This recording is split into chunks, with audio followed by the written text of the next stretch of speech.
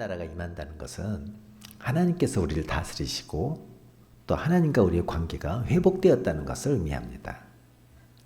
하나님께서는 예수님 이 땅에 보내셔서 우리를 처음 창조하셨을 때 의도하셨던 것, 그대로 회복시키고자 하셨습니다.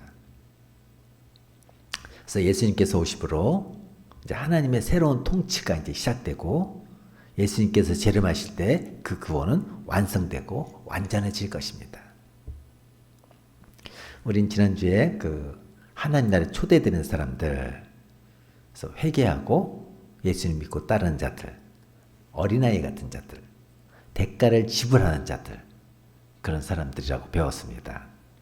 다시 말해서 우리 삶의 방향을 바꾸고 나 자신을 포기하고 하나님의 새로운 통치를 받아들이는 사람입니다. 그러니까 혈통이나 재산이나 사회적 지시나 지식 이런 걸 따져서 하나님 나라에 초대하는 것이 아니라 예수 믿고 따르는 누구나 그 은혜에 참여할 수가 있습니다. 하나님은 이 복음이 모든 민족과 땅 끝까지 선포되기를 원하셨습니다. 즉 하나님의 새로운 통치가 유대인만 아니라 이제 세계 모든 사람에게 임하기를 원하셨습니다. 이 일을 위해서 예수님께서 가장 먼저 하신 일이 있습니다. 그거는 일꾼을 부르시는 것입니다.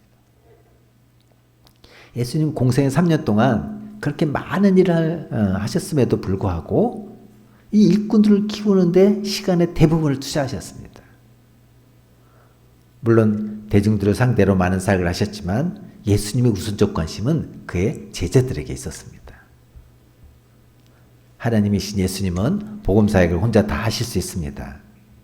그러나 예수님은 이 일을 사람과 함께 하길 원하셨습니다. 그래서 하나님께서는 사람들을 부르시고 사람들을 통해서 하나님의 일을 이루어 가십니다. 하나님께서는 좋은 건물이나 행정적으로 완벽한 제도나 재정적인 넉넉함으로 하나님 일을 이루어 가시지 않습니다. 물론 하나님 사역을 하는데 이런 것들이 필요하긴 하죠. 하나님의 복음을 땅끝까지 전파하는 데 있어서는 결정적인 열쇠가 사람에게 있습니다. 사람이 이걸 잘하기 위해서 좋은 건물도 필요하고 완벽한 제도도 필요하고 재정적인 넉넉함도 필요한 겁니다. 사람이 없으면 아무 쓸데가 없습니다. 근데 예수님께서 제자를 선택하실 때 보면 아주 독특한 원리가 있습니다. 그 당시 관습은 제자들이 스승을 랍비를 직접 찾아가는 것이었습니다. 랍비 밑에서 배우기 원합니다. 제자가 되길 원합니다. 지금도 우리나라 대학 그런 거 아닙니까? 교수를 찾아가잖아요. 또 예수님은 그 반대로 제자들을 직접 찾아다니셨어요. 가끔 보면 그래서 주님께서 내 주님 따르겠다고 한 사람들 도리어 돌려보내시고 또 반대로 자기 길을 가고 있는 그 사람들을 부르셔서 제자로 삼으시는 것을 봅니다. 그러니까 예수님은 제자 선택에 주도권을 가지고 계셨어요. 아무나 제자 삼으신 게 아니라 일정한 원칙이 있었다는 거죠. 오늘날도 마찬가지입니다. 예수 믿고 구원받는 데는 제한이 없지만 교회 일꾼인 집사가 되고 권사가 되고 장로가 되는 데는 일정한 기준에 따라 선발되는 것과 같습니다. 교회는 아무나 마음대로 올 수 있지만 교회 일꾼은 선택되는 거예요. 예수께서는 오늘날도 하나님 나라의 사역을 위해서 일꾼을 찾으십니다. 그러나 아무나 선택하시지는 않으실 것입니다. 어떤 사람 선택하셔서 함께 일하실까요? 내가 거기 선발될 수 있을까요? 예수님 제자가 되어 하나님 나라에 쓰임받는다는 것은 대단한 특권이 아닐 수 없습니다. 예수님은 어떤 원리를 가지고 제자를 부르시는지, 우리는 또 어떤 사람을 제자로 삼아야 할지 오늘 본문을 통해서 살펴보길 원합니다. 첫 번째로는 자기 일에 충성스러운 사람들을 부르십니다. 16절을 보면은요, 같이 볼까요? 시몬과 그 형제 안드레가 바다에 금을 던지는 것을 보시니 그들은 어부라. 19절입니다. 세베대들 야고보와 그 형제 요한을 보시니 그들도 배에 있어 그물을 깁는데, 지금 시몬과 베드로는 바다에 그물을 던지고 있을 때, 또 또 야고보와 요한은 그물을 깃고 있을 때, 즉 뭐니까 고기 잡으려고 이제 준비하는 거죠. 그럴 때 예수님은 그들을 부르셨어요. 할 일 없이 놀고 있거나 게으름 피우고 있는 자들 부르신 게 아닙니다. 매일의 삶 속에서 열심히 일하고 있는 충성스러운 사람들을 부르셨습니다. 주님은 자기의 보물에 충실한 자를 일꾼으로 부르십니다. 이 복음 증거하는 일은 대단히 어렵고 엄청난 노동을 요구하는 것입니다. 한 사람에게 복음을 증거하기 위해서 눈물겨운 수고와 희생이 따릅니다. 사도 바울은 복음 증거에서 한 사람의 그리스도인을 만든 일을 가리켜 해산의 수고라고 불렀을 정도였습니다. 이렇게 힘겹고 어려운 복음 증거를 위해 하나님은 결코 게으르거나 무책임한 사람들을 쓰시지 않습니다. 하나님 언제나 맡은 일에 책임을 다하고 최선을 다해서 일하는 사람들을 불러 쓰십니다. 누가복음 5장에는요. 예수님께서 베드로와 안드레를 부르시는 장면이 좀 더 구체적으로 설명되어 있는데 거기서 보면 베드로가 생업을 위해서 밤이 맞도록 그물질을 했지만 빈배로 돌아올 수밖에 없었던, 밤새 수고했지만 수확이 없었던, 열심히 일했지만 수고의 대가를 얻지 못하는 고달픈 그 삶의 현장으로 예수님께서 찾아오셔서 제자를 부르십니다.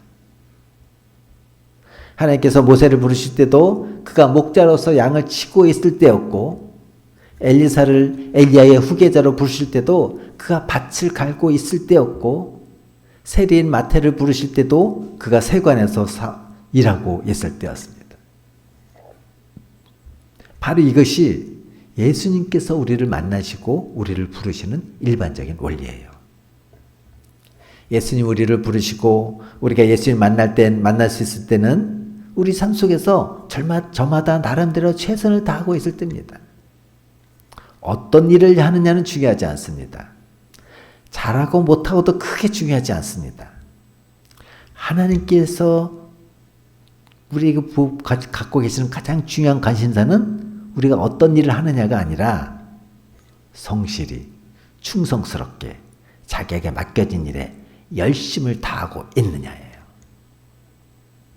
하나님은 우리가 하는 일의 형태나 종류가 어떠든지 또한 그 일이 큰 일이든지 작은 일이든지 자기에게 맡겨진 일에 최선을 다하는 자들 기뻐하시고 그들을 불러 당신의 일을 이루어 가십니다. 우리에게 맡겨진 일이 뭐예요? 학생 공부하는 일이죠. 직장인은 직장에서 맡겨진 업무죠. 사업가는 회사를 경영하고 매출을 올리고 일자리도 창출하는 것이죠. 가정주부는 집안일입니다. 예수님께서는 자기 할 일 다 팽개치고 맡은 일에 소홀히 하는 자를 만나거나 부르시지 않습니다. 이단들의 특징 가운데 하나가 뭐죠? 그들은 모든 것을 다 싸서 짊어지고 가정과 사회에 내팽개치고 어떤 곳에서 독립된 생활을 하는 것입니다. 그러나 예수님 그걸 기뻐하시지 않습니다. 직장에서, 가정에서 자기가 해야 할 일을 소홀히 하면서 교회에서 날마다 엎드리고 열심히 봉사한다고 해서 하나님 그 사람을 기뻐하시거나 주님을 위해서 쓰시는 게 아니라는 거예요. 물론 때로는 우리가 특별한 시간을 내서 주님과 조용한 시간을 갖는 거 필요합니다. 그러나 그것은 특별한 때입니다. 우리 성도들은 사회에서도 이웃에게도 성실하고 신실한 자로 인정받아야 됩니다. 그러한 사람들에게 하나님께서 찾아오십니다. 이게 하나님께서 일꾼을 찾으시는 원리입니다. 하나님부터 크게 쓰임받기 원하세요? 현재 맡은 일에 충성하는 자가 되십시오. 하나님께서는 천국 일꾼을 부르실 때 신분이나 학식 같은 기준은 안 보실지 모르지만 최소한 그 사람의 열심과 성실성만큼은 반드시 보십니다. 지금 바쁘니까 좀 한가한 시간 날 때 하나님께 헌신하겠습니다. 우리는 그렇게 말하죠. 하나님 그거 기뻐하시지 않습니다. 지금 바쁘니까 여러분을 부르신 것입니다. 여러분 한가한 사람 부르시지 않습니다. 여러분이 맡은 일에 열심히 바쁘게 사니까 하나님께서 그 열심을 보고 부르시는 거예요. 그런데 시간 없다고 하나님께 나가지 않는다면 참 하나님이 쓰시기가 힘들죠. 하나님께서 부르시되 여러분 아멘하고 나오시기 바랍니다. 두 번째로 예수님은 분명한 목표를 가지고 부르세요. 예수님은 열심히 자기 일에 충성 사람들을 위한 분명한 목표를 가지고 그들을 부르셨어요. 그냥 부르신 게 아닙니다. 17절 봅니다. 시작. 예수께서 이르시되 나를 따라오너라 내가 너희로 사람을 낚는 어부가 되게 하리라 하시니. 이 어부들이잖아요. 그러니까 어부들에게 익숙한 용어를 사용해서 이제 그들에게 새로운 삶의 목표를 제시하고 있습니다. 막연히 아무 의도도 없이 그냥 뭐 놀자고 이렇게 부르신 게 아니고요. 하나님 복음을 위한 한 축을 담당하도록 그들을 부르셨어요. 그러니까 예수님께서는 그들의 장래에 대한 뚜렷한 목표를 가지고 부르신 거예요. 이것은 오늘날도 하나님께서 일하시는 원리입니다. 우리 가운데 하나님께서 아무 계획이나 아무 목표 없이 부르신 사람은 아무도 없습니다. 직장이나 교회나 가정이나 이 사회에서 하나님께서 우리를 통해서 이루시기 원하시는 구체적인 목표와 계획을 갖고 우리를 부르셨습니다.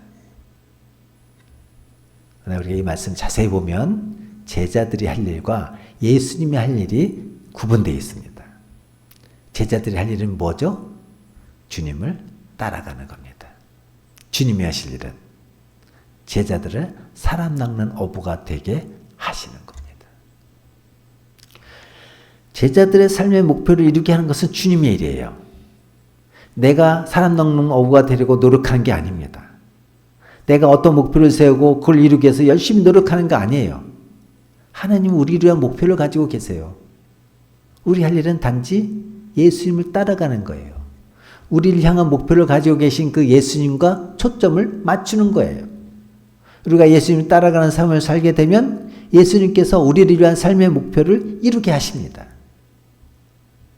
그리고 예수님 따라가는 삶이 뭐예요?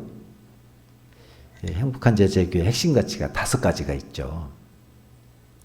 하나님을 대면하는 예배, 사랑으로 하나 되는 교제, 예수님을 닮아가는 훈련, 은사대로 봉사하는 사역, 땅끝까지 나아가는 전도. 여기에 예수님을 따라가는 삶을 잘 표현하고 있습니다. 예배드리는 삶, 공동체를 이루고 교제하는 삶, 예수님을 닮아가는 제자훈련, 전도훈련, 우리의 은사를 따라 봉사하는 삶, 불신자에게 복음을 전하는 삶, 이게 예수님을 따라가는 삶인 거예요. 교회 모든 공예배에 참석하십시오. 믿는 자들과 공동체를 이루고 교제하십시오. 훈련을 받으십시오. 주일 오후 성역 공부는 제자 훈련의 장입니다. 우리의 은사를 따라 교회와 공동체를 섬기는 것입니다. 불신자에게 복음을 전하는 것입니다. 이와 같이 우리가 예수님을 따라가는 삶을 살다 보면 우리는 예수님께서 우리를 향해 가지고 계신 삶의 목표를 이루게 될 것입니다.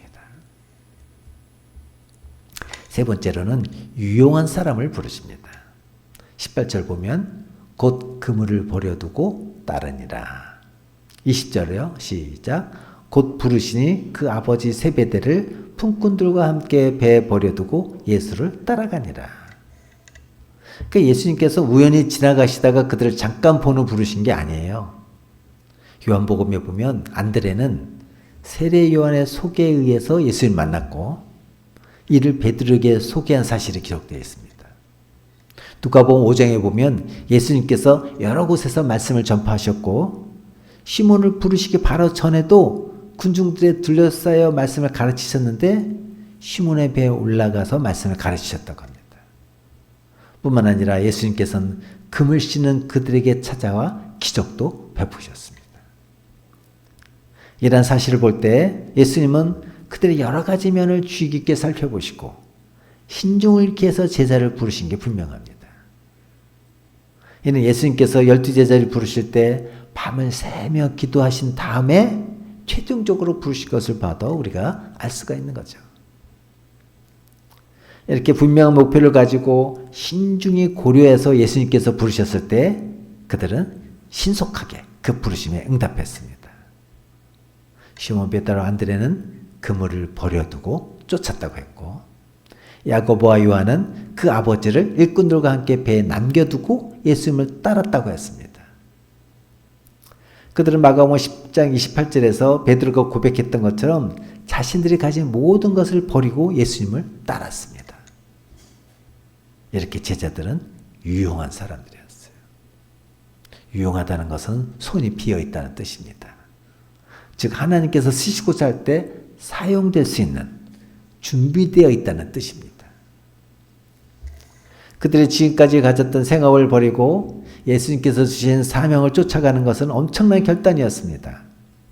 예수님께서는 그들을 예수님의 일을 하는데 핵심적인 그룹으로 만드시고 그들을 통해서 놀라운 하나님의 일을 이루셨습니다. 이렇게 삶의 방향과 목표를 예수님께 맞추고 철저히 자기 자신을 포기하는 사람들을 통해서 하나님의 뜻을 이루는 게 하나님께서 일하시는 원리입니다.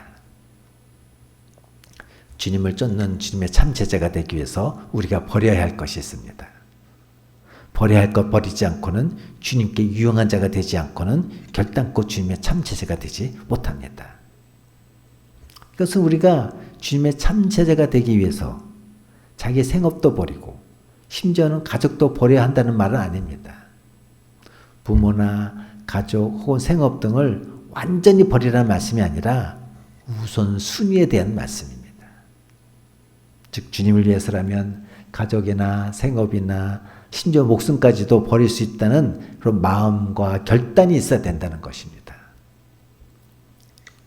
복음서에 보면 부자 청년 하나가 예수님께 와서 어떻게 해야 영생을 얻을 수 있는지 질문합니다. 그러면서 자기는 십계명의 모든 것을 다 지켰다고 합니다. 그때 예수님께서 뭐라고 해요? 내가 가진 모든 것을 다 팔아 가난한 자들을 도와주라. 그렇게 명령하십니다. 그 제자가 어떻게 반응했어요? 재산이 많아 근심하고 떠나갔다. 자기 것을 포기하지 못했습니다. 유용한 사람이 못 되었습니다. 손이 비어있지 않았습니다. 뭔가를 움켜쥐고 있었습니다.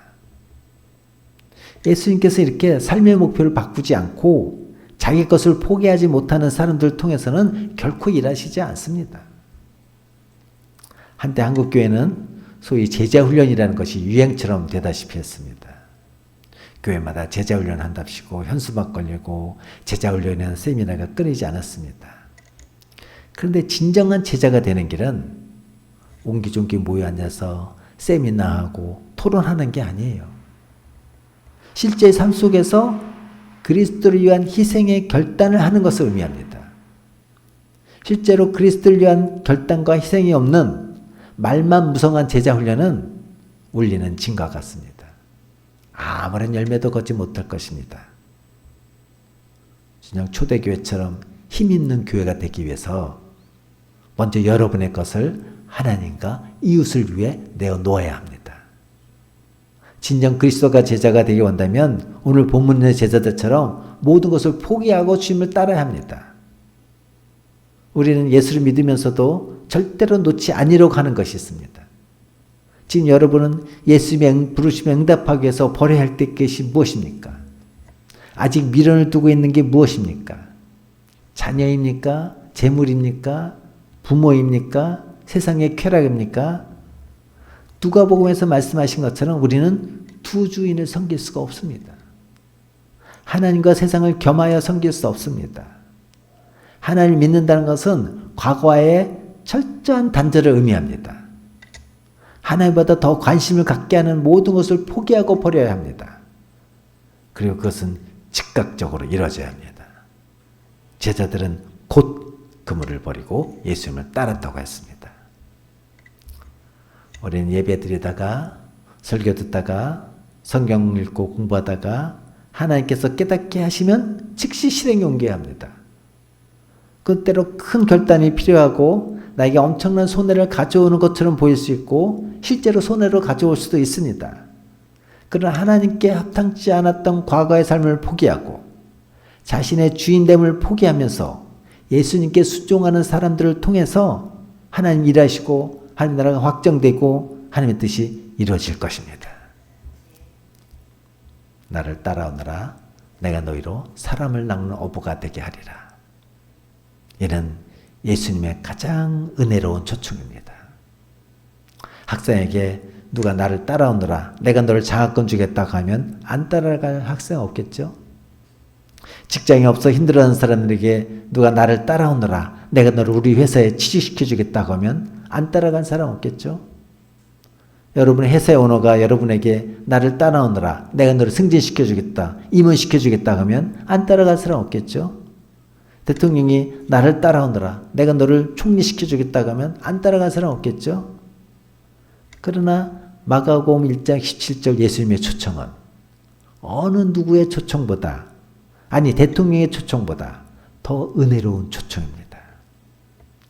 창조주신 주님이 가장 사랑하시는 자에게 주시는 것입니다. 출세, 명예, 승진, 결혼, 자녀 행복 다 중요한 것이지만 더욱 중요한 것은 하나님께 사용되느냐 안 되느냐가 더 중요한 문제입니다. 하나님과 함께 일하는 게 특권이자 은혜입니다.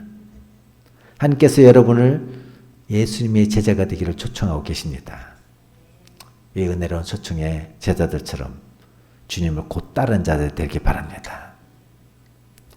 오늘 우리는 예수님께서 제자들을 부르시는 장면을 함께 살펴보면서 하나님께서 일하시는 원리에 대해서 생각해 보았습니다. 먼저 하나님은 사람들을 부르시고 훈련시키셔서 그 사람을 통해 하나님 일을 하십니다. 또 하나님께서 사람 부르실 때 그들이 삶의 한가운데서 열심히 최선을 다하고 있는 자들을 부르십니다. 하나님께서 사람을 부르실 때 분명한 목표를 가지고 부르시는데 그 목표를 이루기 위해서는 철저한 방향전환과 자기 포기가 필요합니다. 이게 신구약 전체를 통해서 일관되게 보여주시는 하나님께서 일하시는 기본 원리인 것입니다.